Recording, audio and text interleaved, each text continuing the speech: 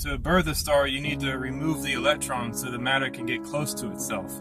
Large electromagnetic current inside of molecular clouds. A white dwarf essentially is what's called electron degenerate matter, meaning that nuclei are so close together because their electrons are gone, they can be squeezed to a really small space. It then will start absorbing incoming electrons, asteroids, and interstellar dust. And those incoming electrons are going to cause that electron degenerate matter to spread out again, and then the star is going to start expanding considerably. A lot of the material inside of a hot young star is completely ionized. It's not attached to any molecular bonds or anything. As the star cools and dies, and it combines the elements into larger and larger molecules, these molecules also become heavier.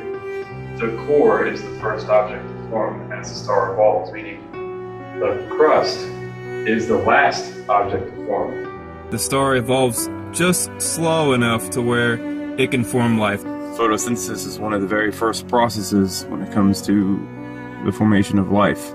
Since there are no organelles to produce the glucose, as life has not had enough time to evolve and no plants are available, the reaction occurs sporadically and in huge quantities without organization.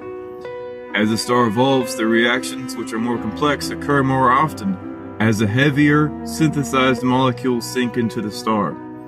When the star evolves, not only does its physical structure evolve, but life evolves inside the star as it cools and dies as well. As the water is synthesized in the top portions of the star, it falls inwards.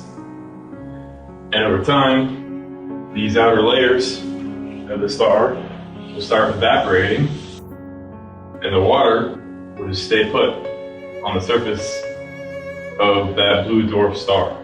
The star, as it evolves, is directly related to the formation of life, and life is directly related to the evolution of the astron.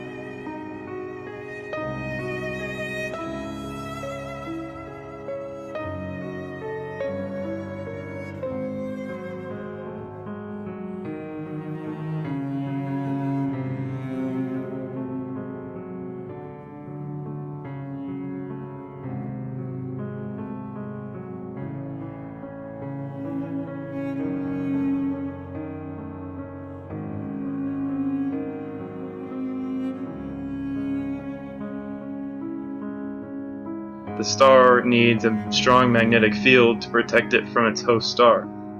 Young stars have chaotic magnetic fields like the Sun, and as they cool and die, they become global and they shrink significantly as the star dies. Then when the fluid interior stops moving and the star starts solidifying completely into a giant rock, it doesn't possess the capacity to protect itself anymore, so the outer atmosphere gets ripped away, and eventually it just becomes a dead world that cannot host life.